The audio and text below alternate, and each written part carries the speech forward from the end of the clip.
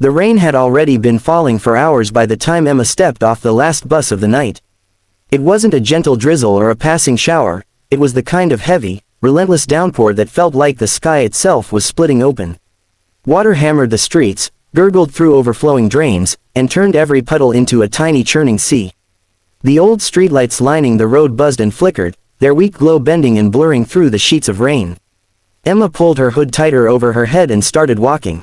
Her boots splashed through ankle-deep water as she made her way down the empty street. This part of town was always quiet after dark, but tonight it felt too quiet. The rain swallowed every sound, no cars, no dogs barking, not even the hum of distant traffic. Only the endless drumming on rooftops and pavement. She tried to shake off the unease building in her chest. It was just another rainy night. She'd taken this walk dozens of times before. Still, something about the darkness felt heavier tonight, thicker, like the shadows were clinging to her as she moved. Halfway down the block, she noticed a shape up ahead. At first, she thought it was a tree or a lamppost, but as she got closer, the shape became clearer. A person, tall, thin, standing perfectly still beneath one of the flickering lights. They were facing her, or at least, she thought they were. Their face was obscured by the rain and distance, but their posture was unmistakable. They weren't walking. They weren't even moving. Just watching. Emma slowed her pace. Her heartbeat thudded in her ears. Maybe it was just another pedestrian. Maybe they were waiting for someone. But why stand there in the pouring rain without even an umbrella? She crossed to the other side of the road, keeping her eyes on the figure.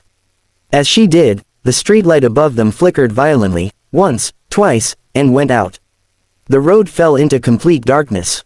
When the light came back on a second later, the figure was gone.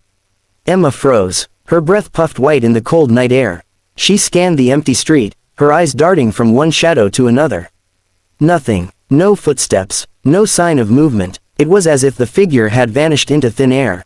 Get a grip, she muttered to herself and forced her feet to move. It's late. You're tired. You imagined it. By the time she reached her small rental house at the edge of the neighborhood, her nerves had mostly settled. She unlocked the door quickly, shut it behind her, and let out a breath she didn't realize she'd been holding.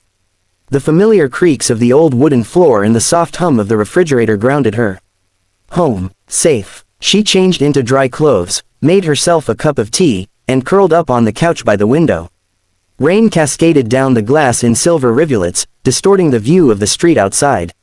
She liked nights like this, quiet, peaceful, the world hidden behind a curtain of water.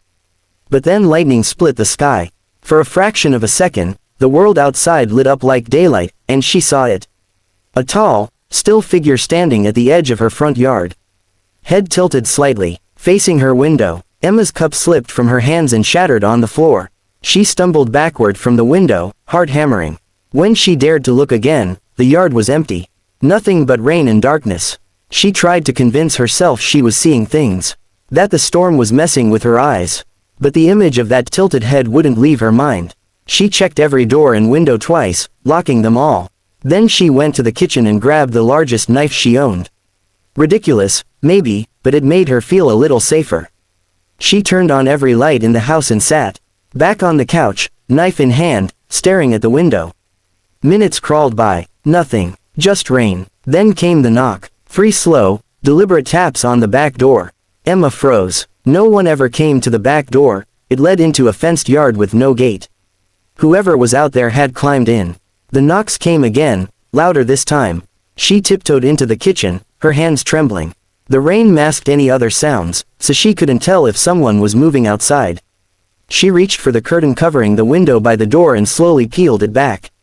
Nothing. No one. Just darkness. Lightning flashed, and for the briefest, most horrifying second, a pale face was pressed against the glass, eyes wide, mouth twisted into something that wasn't quite a smile, staring right at her.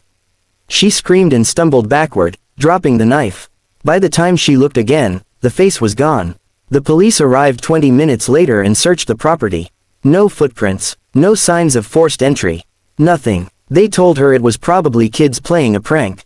But the next morning, when Emma stepped out into the backyard, the rain had stopped, and there, by the back door, were 2 muddy, bare footprints.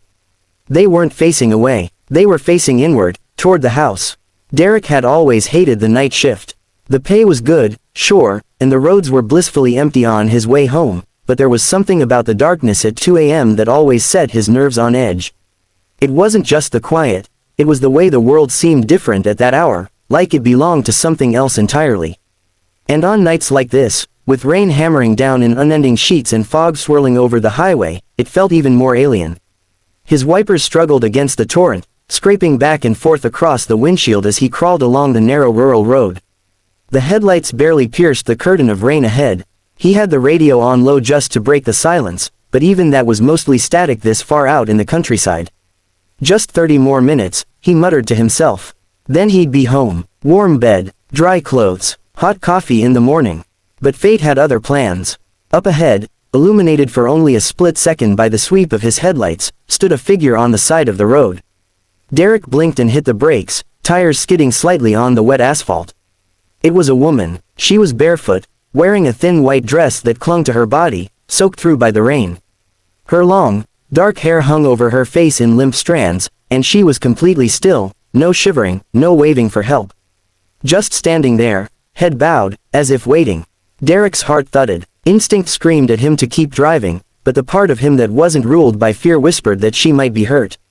Lost, maybe even in shock, he sighed and pulled over a few feet ahead, turning on his hazard lights. He rolled down the passenger window slightly, water immediately splashing through the crack. "Hey," he shouted over the roar of the storm. "Are you okay? Do you need help?" No response. She didn't even flinch. Derek hesitated, then killed the engine and stepped out, gripping his umbrella tightly as the rain drenched him in seconds. He approached slowly, careful not to startle her. "Ma'am, are you hurt?" The woman didn't move until he was less than 10 feet away. Then, slowly, too slowly, she lifted her head. Her eyes met his. They were hollow and dark, but not just dark in color, empty, like two pits carved into her skull. And then she smiled. It wasn't the warm, grateful smile of someone being rescued. It was a smile that didn't belong on a human face, stretched too wide, too forced, too wrong. Before Derek could react, she turned and bolted. Into the forest. He stared after her, stunned. She moved fast, impossibly fast, vanishing between the trees in seconds. The rain swallowed the sound of her footsteps until there was nothing left but his pounding heartbeat. "Forget this," he muttered, retreating to the car. He slammed the door shut, water dripping from his hair and jacket, and started the engine. That's when the radio, which he'd turned off before stepping out, crackled to life. Static hissed through the speakers, sharp and jagged. Then, beneath it, a whisper, "Behind you." Derek froze. The voice was soft and distinctly female. His breath hitched as his eyes darted to the rearview mirror. The backseat was empty. He swallowed hard, forcing a shaky laugh. "I'm losing it," he muttered and shifted the car into drive. But his hands were trembling. He pressed the gas and drove faster than he should have, the rain-slicked road twisting and turning through the woods. He just needed to get home. That was all. Just home. But 10 minutes later, the headlights began to flicker. "No, no, no," he muttered, slapping the steering wheel. The lights blinked out completely. Then the engine coughed, sputtered, and died. The car rolled to a stop in the middle of the road. "Come on." Derek twisted the key. Nothing. The dashboard lights were dead. He pulled out his phone. No signal. The silence was deafening. The rain pounded the roof like 1,000 fists. And then, in the rearview mirror, he saw movement. Someone, was walking toward the car from down the road. It was the woman. She was moving slowly now, deliberately, her wet dress dragging behind her. And she wasn't empty-handed anymore. In one hand, she held something long and metallic, scraping it along the pavement as she walked. The sound sliced through the rain, shrill and unnatural. Panic clawed at Derek's chest. He locked the doors and ducked down in his seat, heart hammering so hard he thought it might burst. The figure grew closer and closer, until she vanished from view, swallowed by the darkness just beyond the hood. Silence. Then, bang. The roof buckled with a sudden, violent impact. Derek screamed, ducking lower. Another bang. Then another. Louder. Closer. The car rocked with each blow. Something, or someone, was on top of it. "Help!" He shouted into the empty night, but there was no one to hear him. The roof dented inward with a final, ear-splitting crash, and then everything went still.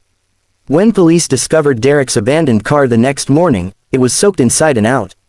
The windshield was shattered, from the inside.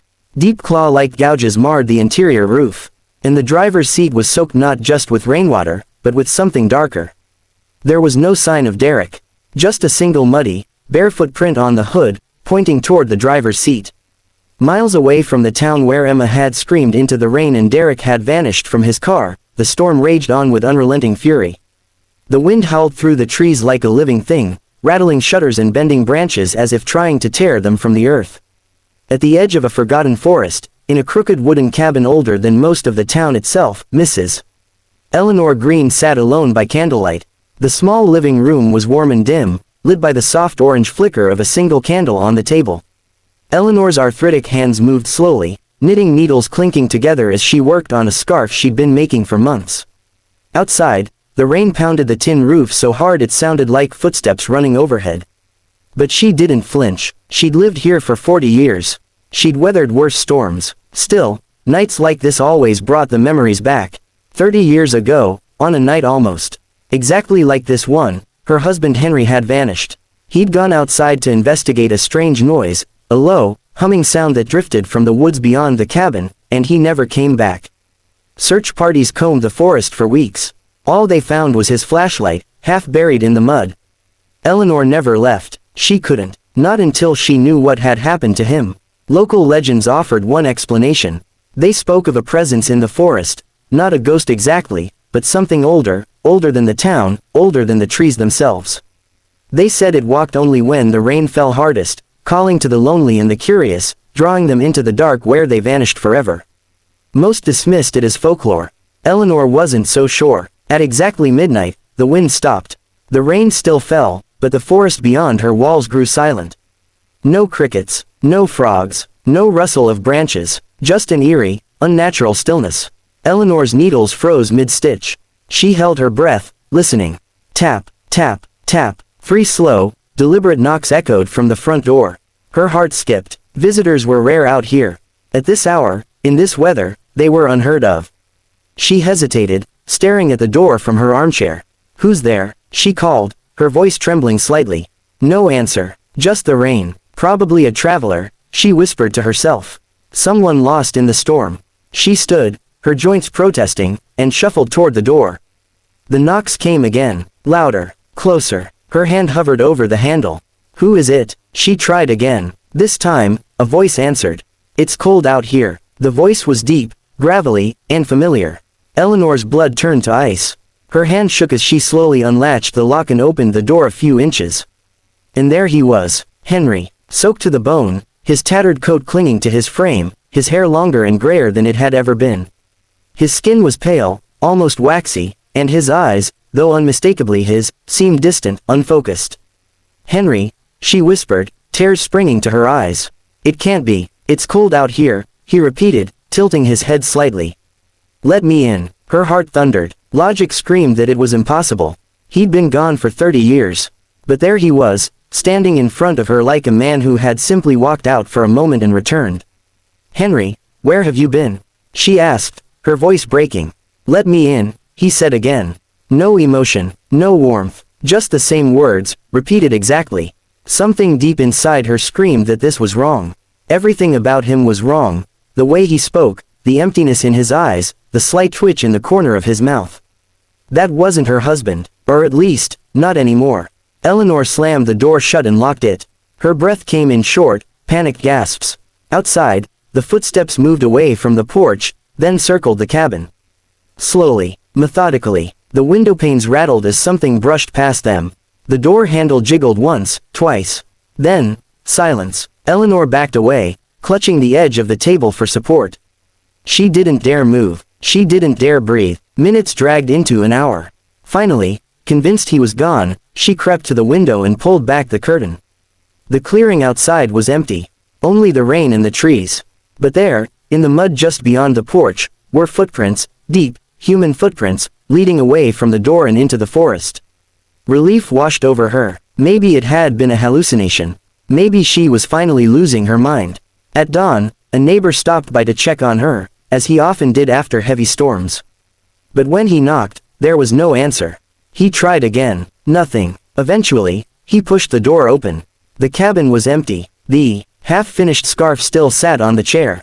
The candle had burned out on its own, and the front door hung open, swaying gently in the wind.